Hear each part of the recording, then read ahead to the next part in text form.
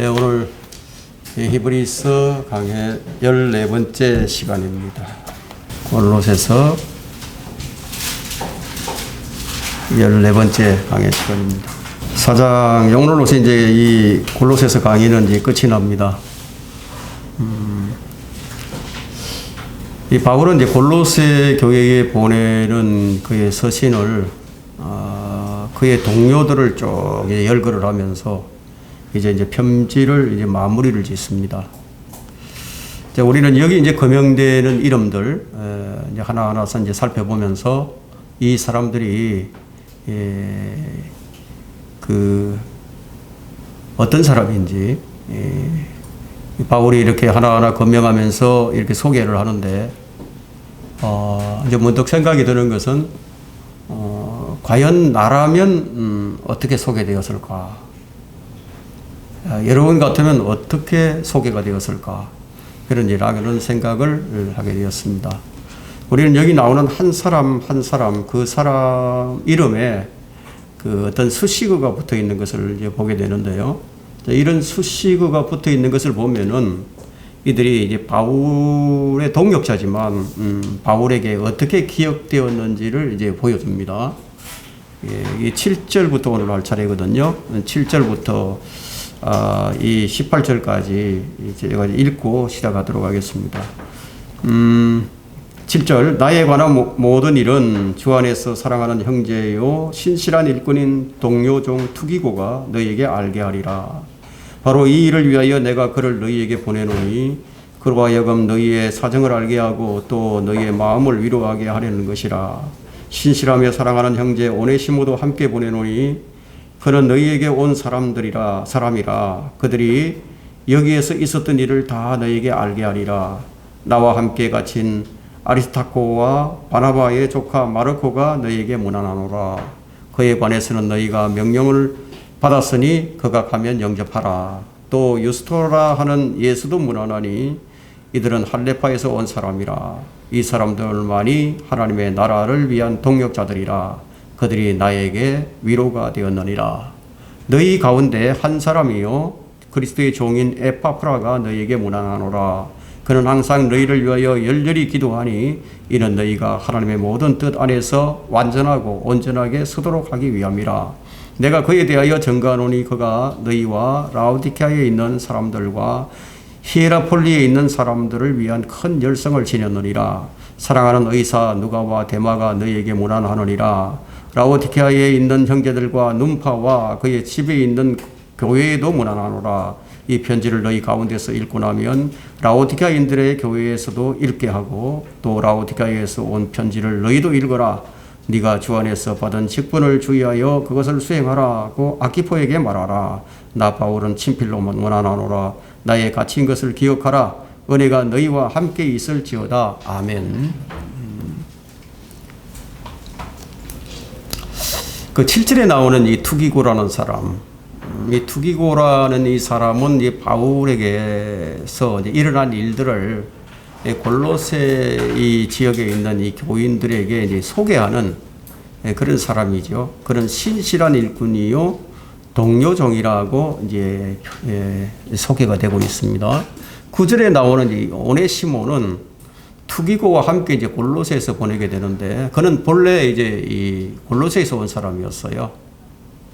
이 두 사람이 너에게 여기 있었던 모든 일들을 너에게 알려줄 것이다. 이런 지 말하는 것을 보게 되는데요. 14절부터 또 14절에 나오는 유스토와 에파프라 또 누가와 데마 역시 이제 그의 안부를 골로새에 있는 형제들에게 이제 전하는 것을 보게 됩니다. 그리고 17절에 나오는 이 아키포는 사역자예요. 사역자인데 특별한 증가를 이제 받게 되는 것을 여기서 우리가 발견하게 됩니다. 그러면 7절에 나오는 이 투기고는 어떤 사람이냐? 이 사람이 어떤 사람이냐? 이 사람은 사도행전 20장 4절에서 처음으로 등장하게 되는데요. 바울과 아시아까지 동행한 사람 중에 아시아 사람 투기고와 드리피모가 있었다. 이렇게 기록이 되고 있거든요. 이 사람들은 아시아 사람이에요. 투기고와 드로피모. 아시아 사람이죠. 근데 이제 아시아 사람이면 그 당시 지금은 그 유럽으로 나토에도 가입돼 있고 유럽 국가로 이제 인정이 되고 있는 트리키아가 이제 그때는 이제 아시아였어요. 그 사도행전 21장 29절을 보면 이제 투기고는 아마 이 예루살렘에서도 이 트로피모와 함께 있었던 것으로 이제 여겨집니다. 같이 있었던 것으로 여겨집니다. 그 투기고는 이제 감옥에 갇혀 있지는 않지만 로마에서 바울과 함께 있었기 때문에 그 소식을 골로새인들에게 전해줄 수 있는 유일한 사람이었어요. 아주 자유로운 사람이었죠. 감옥에 안 갇혀 있었으니까. 그러니까 투기고는 첫째 형제고 둘째 신실한 일꾼이며 셋째 동료 종으로 표현이 됩니다. 이런 수식어가 이제 붙어 있는 거예요. 그럼 여러분은 여러분의 동료들에게 어떤 사람으로 평가가 될 것 같습니까? 여러분을 어떻게 평가할 것 같습니까? 또한 주님께서 여러분을 어떻게 평가하실 것 같습니까? 여러분 이름 앞에 어떤 수식어를 붙여주실 것 같습니까? 네, 그런 것을 한번 생각해 보자는 거죠. 그걸 오늘 이제 바울이 이 본문에서 그것을 다 보여줍니다. 자, 우리는 이 골로새서 이 마지막 강의를 통해서 나는 다른 사람들에게 또 주님으로부터 어떤 사람으로 기억될 것인가를 생각하는 그런 시간이 되었으면 합니다. 자, 9절에 나오는 이 오네시모는 어떤 사람이냐? 그는 신실하고 사랑받는 형제로 평가받는 것을 보게 되죠. 오네시모는 이 빌레몬서에도 나와요. 빌레몬서 이 6절, 10절, 16절에도 나오는데 그는 이 골로새 교회에 있는 빌레몬의 종이었어요. 빌레몬의 종이었는데 그런데 이 도망을 쳤던 사람이야. 주인에게 피해를 주고 도망을 쳤던 사람인데 이 사람이 로마 감옥에 이제 갇히게 되었어요. 그래서 바울을 만났죠. 그래서 바울을 통해서 이제 회심을 합니다. 그래서 그리스도인이 된 사람이었어요. 이게 나쁜 종이었는데 그를 이제 바울이 지금 뭐라고 얘기하느냐면 이제 신실하며 사랑받는 형제라고 이제 말을 하죠. 그러면서 다시 그를 그의 주인인 빌레몬에게 이제 돌려보내는 거예요. 그래 참으로 예수 그리스도를 참으로 믿으면 이 오네시모는 이렇게 변화된다. 이것을 우리에게 보여줍니다. 그가 그리스도인으로서 그의 주인에게 돌아와 그 주인을 어떻게 섬겼느냐 하면요. 죽게 하듯이. 우리가 골로새서 3장, 이전 장에서 배웠죠. 골로새 3장 22절부터 24절에서 배웠던 것처럼 죽게 하듯이 주인을 섬기게 된 거예요. 이전과는 많이 달라졌죠. 그죠? 근데 이전의 사람이 이제 아니었습니다. 또한 우리는 이제 그리스도 안에서 주인과 종의 관계가 사랑받는 형제로서 표현되는 것을 보게 됩니다. 그럼 그가 어떻게 그런 사람이 될 수 있었는가? 그것을 데살로니가전서 1장 5절로부터 6절에서 보여줍니다. 한번 볼까요? 데살로니가전서 1장 5절로부터 6절에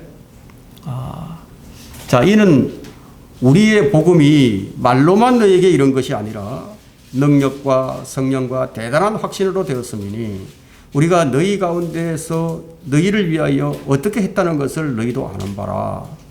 또 너희가 성령의 기쁨으로 많은 환난 가운데서 그 말씀을 받아들여 우리와 주를 따르는 자들이 되었으므로.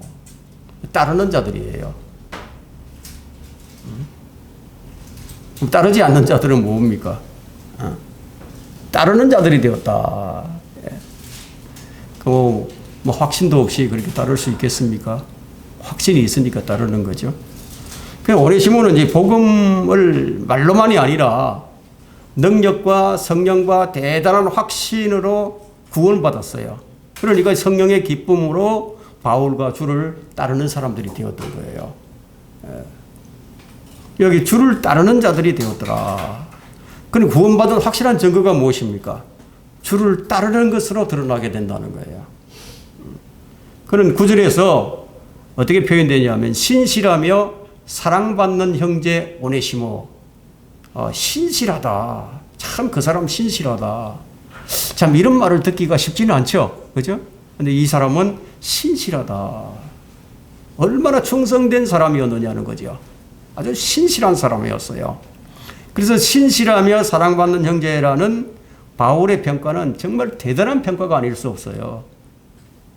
이 사람은 성경에 아주 좋은 이름으로 기록이 된 사람이에요. 아주 좋은 이름으로. 자, 우리는 모두 하나님의 생명책에 그 이름이 이제 기록이 된 사람들입니다. 그렇다면 그 생명책에 어떤 이름으로 기록이 될까요? 그것은 여러분의 믿음의 실행을 한 그대로 기록이 될 거예요. 그리스도 안에 있는 사람은 반드시 변하게 됩니다. 또한 반드시 변해야 돼요. 그래서 주님께서는 열매를 보고 그 사람을 안다고 말씀해 주셨습니다. 그러니까 반드시 변해야 하는 거죠. 여러분들도 여러분 주변에서 아마 이처럼 이제 변화된 사람을 본 적이 있을 거예요.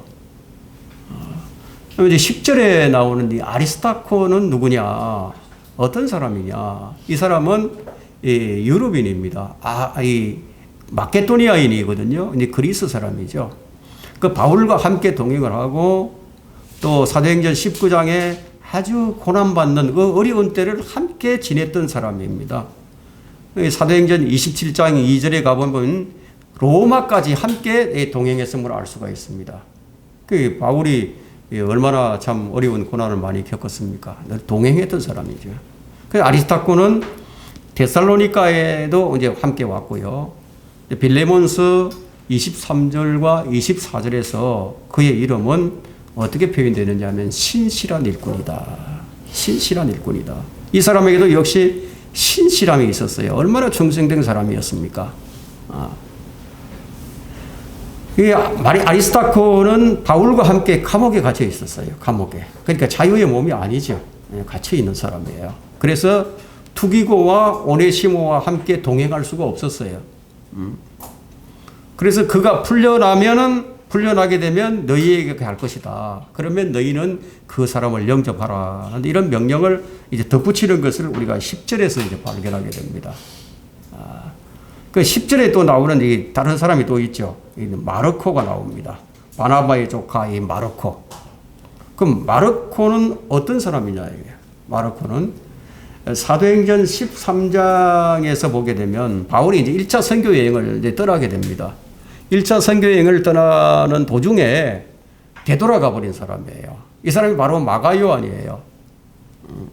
선교 여행이 너무나 이제 힘들어서 되돌아가 버린 사람이었죠. 그렇지만 2차 선교 여행 때 다시 함께 가려고 했던 것을 우리가 보게 되는데 그 일 때문에 1차 선교 여행 때 도중에 하차했던 그 일로 인해서 바울이 반대를 하게 되죠. 나는 너와 함께 못 가겠다.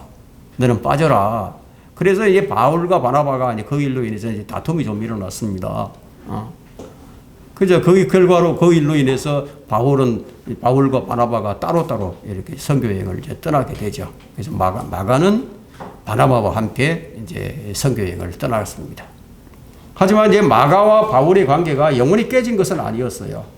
그는 지금 여기 나오고 있죠. 지금 골로새에 보내는 이 편지에서 바울과 함께 감옥에 갇혀 있다고 소개를 합니다. 자, 이런 이 디모데후서 4장 11절과 또 빌레몬서 24절과 베드로전서 5장 13절을 보더라도요. 아주 명백해집니다. 그의 진정성을 알게 된 바울은요. 그를 가리켜서 뭐라고 얘기하느냐 하면 이제 내게 필요한 사람이다. 내게 필요한 사람이다. 이런 호평을 받게 됩니다. 그 마가 요한은 이 무엇을 썼죠? 성경을 한 권을 썼어요. 성경에 마가복음을 기록한 저자가 됩니다. 그리고 이제 11절에 나오는 이 유스토라고 하는 이 예수는 어떤 사람이냐? 유스토라 하는 예수도 무난하니 그러죠? 이들은 할레파에서 온 사람이라. 아리스타코와 함께 포함되어 있기 때문에 우리는 그가 이 고넬료와 같이 그리스도께 회심하기 전에 아마 유대교 개종자가 아니었나 이런 결론을 이제 내릴 수가 있습니다. 그런데 이제 특이한 것은 지금까지 열거했던 이 사람들만이 하나님의 나라를 위한 동력자들이라고 11절에 말하고 있는 거예요. 이 사람들만이. 그러면 이렇게 말하는 이유는 무엇입니까? 뭐 그 사람들만이 있는 건 아니잖아요. 그런데 여기서 왜 이렇게 특별히 이런 말을 했을까요? 이 사람들만이 현재 공경에 처해 있는 바울과 밀착해 있었음을 이렇게 보여주는 거예요. 이들은 바울의 공격에 참여한 자들이었습니다. 고난에 동참한 사람들이었어요. 이런 믿음의 사람들은 이 감옥에 갇혀 있는 이 바울에게는 큰 위로가 되는 사람이죠. 그죠? 위로가 되었어요. 그래서 11절에 뭐라고 얘기하죠? 그들이 나에게 위로가 되었느니라. 예. 여러분이 여러분 옆에 있는 사람에게 위로가 될 수 있는 사람이라면은, 한번 생각을 해보세요. 나는 누군가에게 위로가 될 수 있다. 내 동료들에게, 내 사랑하는 형제 자매들에게 위로가 되는 사람이다. 얼마나 참 아름다운 그런 수식어가 붙어 있습니까? 그죠? 참으로 귀한 일이 아닐 수 없죠. 형제 사랑은 무엇보다도요, 위로가 되는 거예요. 형제 사랑은. 그 12절에 나오는 이제 에파프라도 오네시모와 같은 이 골로새인인데요. 그에 대해서는 이제 빌레몬서 23절과 골로새서 1장 7절에 이제 나와 있는데요. 그런데 빌레몬서 23절을 보게 되면 바울과 함께 갇혀 있는 것을 보게 되는데, 근데 그는 아주 특별한 사람이었어요. 기도의 사람이었습니다. 한번 12절을 우리가 보겠습니다. 너희 가운데 한 사람이요 그리스도의 종인 에파프라가 너희에게 문안하노라. 그는 항상 너희를 위하여 열렬히 기도하니, 아주 열렬하게 기도하는 사람이다. 이는 너희가 하나님의 모든 뜻 안에서 완전하고 온전하게 서도록 하기 위함이라. 기도의 사람이었다. 이것이 바로 에파프라의 기도의 제목이었어요. 이 골로새에 있는 사람들이 완전하고 온전하게 서 있을 수 있도록, 흔들림 없이 견고하게 서 있을 수 있도록 그것을 위해서 기도했던 것을 알 수가 있죠. 그럼 이 사람이 골로새와 라오디게아에 있는 사람들에게 어떤 열정이 있었는지를 우리가 엿볼 수가 있는 겁니다. 그 13절에서 그것을 설명하죠. 내가 그에 대하여 전거하노니, 그죠? 내가 그에 대하여 전거하노니. 그가 너희와 라오디게아에 있는 사람들과 히에라폴리에 있는 사람들을 위한 큰 열성을 지녔느니라. 우리는 요한복음 17장에서 우리를 하나님의 뜻 안에서 완전하고 온전하게 서게 하려고 항상 기도하시는 예수 그리스도의 그 아름다운 기도의 모형을 우리가 발견할 수가 있습니다. 예수님이 어떻게 기도를 하셨는지 요한복음 17장에 보면 잘 나타나 있죠. 자, 여기 이제 열거된 이름들 가운데 단 두 사람만을 두 구절로 소개하고요. 나머지 사람들은 모두 이제 한 구절로 소개를 마칩니다. 이 두 구절로 소개한 사람이 누구냐? 바로 투기고와 기도의 사람 에파프라였어요. 하지만 여기에서 우리는 또 하나의 놀라운 이름을 발견하게 되는데요. 아무런 수식어가 없는 단 두 글자 이름만 딱 올라와 있는 사람이 있어요. 그 사람이 데마입니다. 데마. 왜 그의 이름이 두 글자만 이렇게 기록이 되었는지, 아무런 수식어가 없었는지 나중에 이제 알게 되겠지만, 그는 같이 있었지만 아무런 수식어가 붙일 수 없는 사람이었어요. 그러니까 진정성이 없는 사람이었던 것을 우리가 엿볼 수가 있는 거죠. 그 14절을 보세요. 사랑하는 의사 누가와 데마가 너희에게 문안하노라. 사랑하는 의사, 누가에게는 사랑하는 의사라는 이런 그 수식어가 붙어 있는데, 그러면 바울 사도가 지금 누가를 갖다가 사랑하는 의사, 이 누가로에게 부르는 것을 보면은, 병든 사람에게는 의사가 필요하듯이 바울의 질병을 위해서는 정말 필요한 사람이었어요.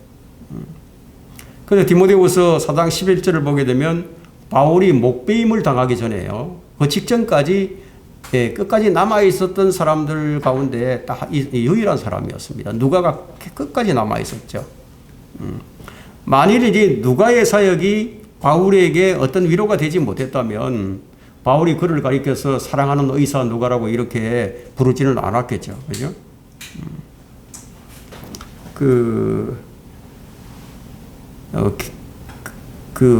질병과 기도 이 부분에 대해서 좀 오해하는 사람들이 참 많이 있습니다.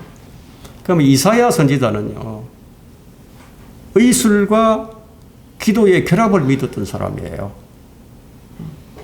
의술도 필요하고 기도도 필요하다. 그럼 기도하지 않고 의사만 찾는 사람은 그럼 매우 어리석은 사람이 되겠죠.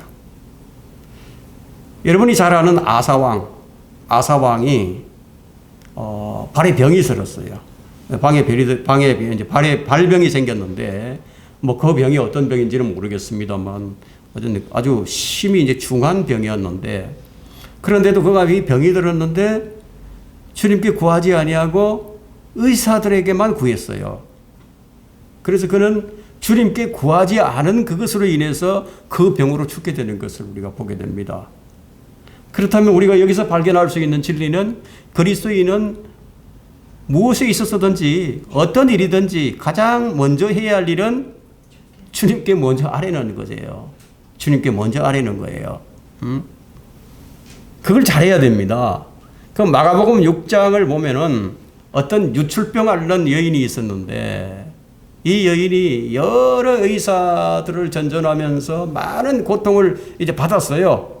그리고 많은 의사들을 이제 병을 고치기 위해서 찾아다니다 보니까 얼마나 많은 돈이 들었겠습니까? 많은 돈을 허비했지만 조금도 나아지지 아니하고 오히려 악화된 사람이 있었어요.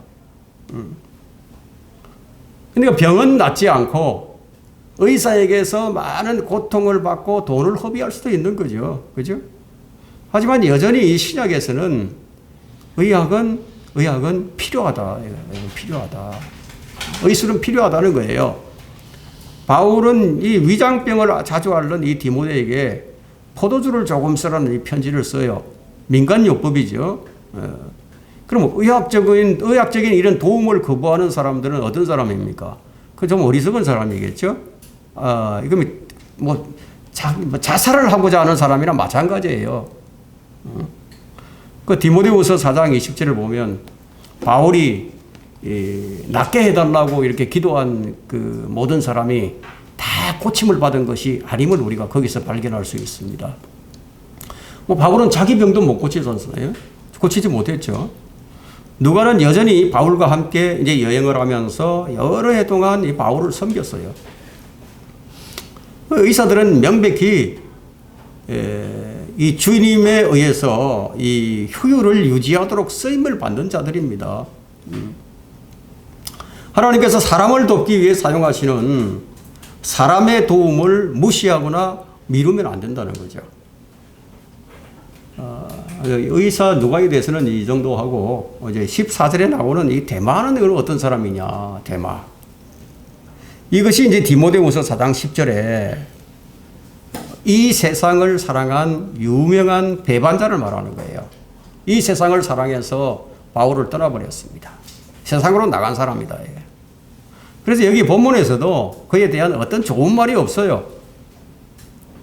누가는 사랑하는 의사인데 투기고는 신실한 일꾼이고 오네시모는 신실하고 사랑하는 형제였고 아리스타코는 감옥에 갇혔으나 불쌍한 대만은 아무것도 아니었다 이게. 아무것도 아니었어요. 그는 유스토나 마르코처럼 동력자도 아니었고 에파프로처럼 기도를 꿇고 무릎을 꿇고 수고도 하지 않았고요. 오직 세상으로 향한 이 그리스도인의 전형적인 이런 모습을 여기서 이제 보여주는 겁니다. 그 대만은 혼자서 감옥에서 죽어가고 있는 이 바울을 떠나버립니다. 더 이상 이제 가능성이 없구나. 조금도 내게 유익이 되지 못하는구나. 그걸 알게 되는 순간 떠나버린 거죠. 그리스도인으로서 어떤 증거도 없었죠.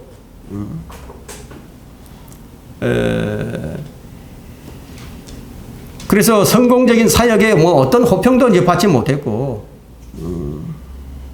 뭐 유업을 위해서 아무것도 남겨두지도 않은 사람인데, 그 데마는 그럼 어떤 사람이겠습니까? 데마는 눈에 보이는 아주 기념비적인 것에만 관심이 있었다는 거예요. 죽어가는 바울에게 더 이상 기대할 것이 없었어요. 그는 능력자 바울을 의지하다가 능력이 바울에게서 떠나가자 그를 떠나버립니다. 그렇지 않았다면 무엇 때문에 떠났을까요? 데마는 아주 발전하는 로마의 그 문화와 교육, 과학, 미술, 음악, 종교 뭐 그런 것에 속아 넘어갔을 수도 있겠죠. 그렇지만 데마는 유다 이스카리ot과 같이 마귀도 아니었고요. 빌라도처럼 그리스도를 거부하는 사람들도 아니었어요. 그는 바울을 따라다녔습니다. 바울을 따라다녔고 전천년주의 근본주의자였다 이거예요. 얼마나 많은 것을 들었겠습니까? 얼마나 많은 교리를 알겠습니까? 그러나 그는 세상을 사랑했습니다. 지금의 세상은 데마와 같은 사람들로 가득 차 있죠. 우리 주위에는 너무나 많은 데마들이 있는 거예요. 어떤 사람이 구원받고 그리스도의 보혈로 재시씀을 받고 거듭났고 또 정통적인 이 교회를 다니고 있고 복음도 전할 줄 알고요. 성경을 믿는 전천년주의 신앙인이라고 해봅시다. 그의 방법과 그의 시각도 바울과 같은 시각이고 그가 신학적인 논쟁을 벌일 때도 바울과 같은 그런 견해를 보인다고 해봅시다. 그러나 그는 세상을 사랑하였고 육신의 정욕과 안목의 정욕과 생의 자랑을 좋아한다는 거예요. 그럴 수 있다는 거예요. 성경은 그런 사람을 가리켜서 아버지 사랑이 그 사람 안에 있지 않다. 이렇게 표현을 합니다. 요한일서 2장 15절에서 그 말씀을 하고 있죠. 그래서 데마는 고난과 박해와 매력과 영광에 아주 직접 연관될 때까지만 참는 경건의 모양만 있는 그리스도인의 모형이었다. 오늘날로 치게 되면 모든 매력이 사라지고 영광도 사라지고 눈에 보이는 성과가 이제 안 보이고 모임의 숫자가 이제 자랑할 만하지도 못하고요. 로마와 같이 자랑할 만한 어떤 호화로운 그런 교회 건물도 없고요. 연주할 숙련된 음악가도 없고요. 설교를 들을 회중들도 없을 때 데마는 중대 결의를 하는 거죠. 데마 같은 사람은 중대 결의를 하고 감옥에서 죽어가는 바울을 떠나버리는 겁니다. 데마는 바울을 따르면서 세상에서 초교파적인 선교 활동을 시작을 했어요. 결과적으로 어떤 사람이었습니까? 네로를 돕는 자들과 손을 잡게 된 거죠. 세상을 사랑해서 세상으로 나갔다. 세상과 손잡았다는 거예요. 이와 비슷한 경우가 지금 이 시대의 교회에서 일어납니다. 데마가 세상에서 출세 가도를 달릴 때 바울은 이제 목배임을 당하고 있는 거예요. 우리가 데마에 대해서 몇 가지 더 설명을 한다면은 하늘의 소망이 성도에게 이 세상에 눈에 보이는 세상처럼 아주 실제적이지 않게 느껴질 때면 그때는 믿음을 팔아버리게 되는 거예요. 그래서 성경의 진리는 뭐라고 말씀하십니까? 너희는 세상과 하나님을 동시에 섬길 수가 없다. 재물과 하나님을 동시에 섬길 수가 없다. 그러나 세상은 뭐라고 하죠? 하나님과 재물을 동시에 섬길 수 있다. 여러분, 이것이 세상의 진리예요. 성경의 진리는 너희가 이 세상의 조롱과 박해, 핍박을 두려워한다면은 너희는 하늘의 소망을 잊어버리게 된다. 그러면 너희는 믿음에서 미끄러져서 공중권세의 통치자인 마귀의 명령에 복종하는 이 세상의 풍조를 따르는 자들이 될 것이다. 이렇게 얘기를 하죠. 그래서 대만은 오늘날의 이제 근본주의자들의 완벽한 모형이라고 할 수 있습니다. 오늘 이게 참 중요한 그 내용이거든요. 그냥 인사 정도로 끝나는 것이 아니라 이런 의미가 여기 담겨 있는 거예요. 나는 어떻게 기억이 될 것인가? 나는 어떻게 평가를 받을 것인가? 아무런 수식어가 붙어 있지 않는 어떤 평가도 내리지 않고 있는 그런 대마를 우리는 여기서 골로새서 4장에서 보게 된다는 겁니다. 그럼 나중에 보니까 이제 디모데후서에 가보니까 이 대마가 세상을 사랑해서 떠나버린 것을 알게 되죠. 그러면 평소에 이 사람이 어떤 사람이었는가를 우리는 충분히 이제 가늠해 볼 수가 있는 겁니다. 그래서 15절과 16절에 이렇게 얘기를 합니다. 라오디케아에 있는 형제들과 눈파와 그의 집에 있는 교회에도 문안하라. 이 편지를 너희 가운데서 읽고 나면 라오디케아인들의 교회에서도 읽게 하고 또 라오디케아에서 온 편지를 너희도 읽어라. 뭐 이 당시 그 당시에 이 교회가 지금처럼 크지 않고 어떤 가정에서 소모임을 이루고 있는 그런 형태의 교회였습니다. 우리는 이제 이 진리가 교회의 몸의 신비나 한 몸인 교회와 상관없음을 알 수 있습니다. 여러분, 대마가 뭐 이것을 몰라가지고 세상을 사랑한 것은 아니었어요. 몸의 신비가 무엇인지, 그리스도의 신비가 무엇인지 대마는 다 알았지만 대마는 떠났어요. 알고도 떠났어요. 골로새서는 계시록 3장 14절에 이 라오디케아 교회를 위해서 기록되었습니다. 라오디케아 교회의 특징이 무엇입니까? 병든 교회죠. 예. 의학적으로 치료가 필요한 교회예요. 골로새서 4장 14절에서 의사 누가와 세상을 사랑한 대마를 함께 소개하는 것을 볼 때 이렇게 병든 교회는 치료가 필요하다는 것을 보여줍니다. 치료가 필요하다. 라오디케아 교회는 철학과 교육을 자랑하죠. 이 라오디케아 교회는 로마 교회의 전통을 그대로 물려받았어요. 라오디케아 교회는 성사와 천사에 관한 생각이 로마 가톨릭과 같아요. 이 라오디케아 교회는 하늘에 있는 평강을 잃어버린 아주 세계적인 교회입니다. 이 라오디케아 교회는 세속음악과 관련이 있어요. 그래서 라오디케아 교회 평균 이 회원들은 이 세상을 사랑하는 겁니다. 하나님도 사랑하고 세상도 사랑하고 동시에 사랑하는 사람들.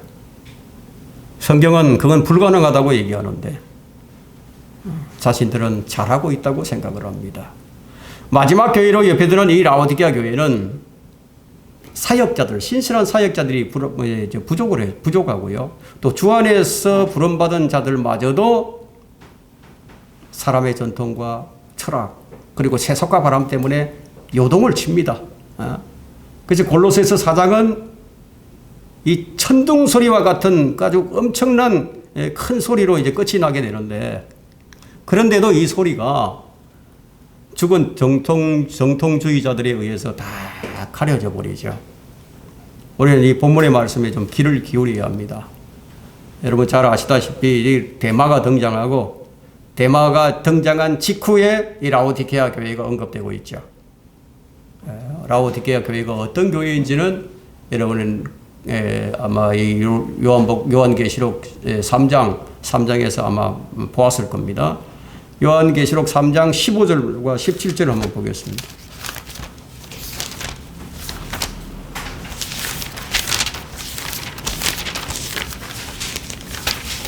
요한계시록 3장 15절부터 내가 네 행위를 아노니 네가 차지도 아니하고 덥지도 아니하도다. 나는 네가 차든지 덥든지 하기를 원하노라. 네가 그처럼 미지근하여 차지도 아니하고 덥지도 아니하기 때문에 내가 너를 내 입에서 토해대겠노라. 네가 말하기를 나는 부자며 부유하고 아무것도 부족한 것이 없다고 하지만 너는 비참하고 가련하며 가난하고 눈멀고 헐벗은 것을 알지 못하는도다. 라오디게아 교회가 그런 교회였습니다. 이제 마지막 이제 17절 보겠습니다. 17절. 자, 네가 주 안에서 받은 직분을 주에 하여 그것을 수행하라고 아키포에게 말하라. 아키포에게 말하라. 이 사역자가 수행해야 할 일이 무엇인가? 사역자가 수행해야 할 일은 양떼를 먹이는 일이겠죠. 뭐 책을 쓰는 일일 수도 있고, 선교사를 지원하는 일일 수도 있고, 복음 전도를 하는 일에 그 일일 수도 있는데 거기만 제한되지 않는다는 거예요. 말씀을 주의해서 지켜야 한답니다. 이 말씀을 지키지 못한다면은 그건 아무것도 하지 못하겠죠. 거짓 선지자들을 어떻게 구분하느냐? 열왕기상 13장을 보게 되면 거짓 선지자는 자신이 부름받았다고 주장을 하는데 사실은 뭐 아무 곳에도 이제 부름을 받지 못했고 단지 그는 하나님의 말씀에 대해 가진 믿음을 파괴시키기 위해서 이 부름을 받았을 뿐이었죠. 열왕기상 13장 18절을 읽어보면 그래요. 그 선지자는 그의 때에 배교를 행했던 이 여로보암에게 한 번도 책망하지 않았어요. 책망할 줄 모르는 사람이에요.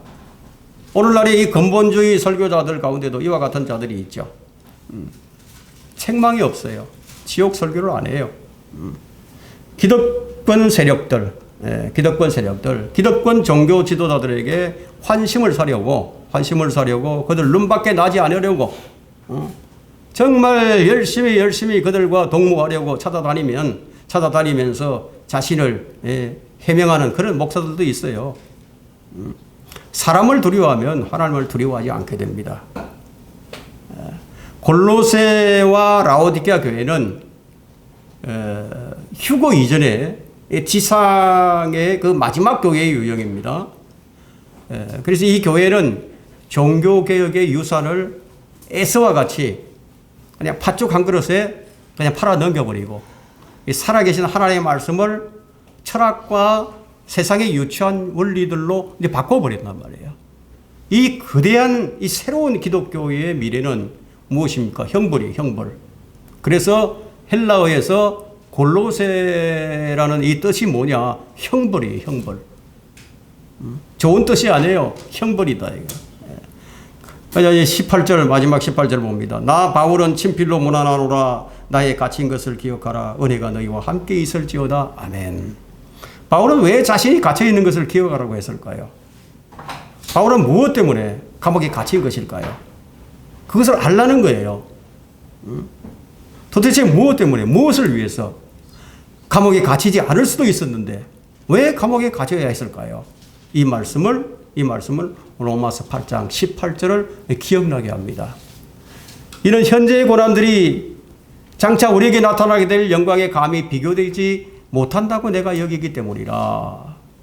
그리고 18장 17절에는 우리가 그와 함께 고난받는 것은 함께 영광도 받게 하리 함이니라. 주와 함께 영광을 받기 위해서. 그래서 나의 갇힌 것을 기억하라고 얘기하는 겁니다. 이제 바울은 떠날 때가 되어갑니다. 현대판 대만은 여전히 우리와 함께 있고요. 2000년 전에 로마 지하 감옥에서 골로새 저자인 바울을 버리고 도망갔을 때보다도 훨씬 더 경건하지 못한 상태에 있습니다. 대마의 성경적 지식은 지금의 현대판 대마들보다도 훨씬 더 지식이 높았어요. 그러나 실제적인 부분에서는 이 둘 사이에 전혀 차이가 없습니다. 골로새는 그들에게 주어진 직분을 완수하지 못하는 이런 종류의 그리스도인들에게 경고하기 위해서 기록이 되었습니다. 나는 어떻게 기억될 것인가를 깊이 생각해 보시기를 바랍니다. 오늘 이 강의를 마칩니다.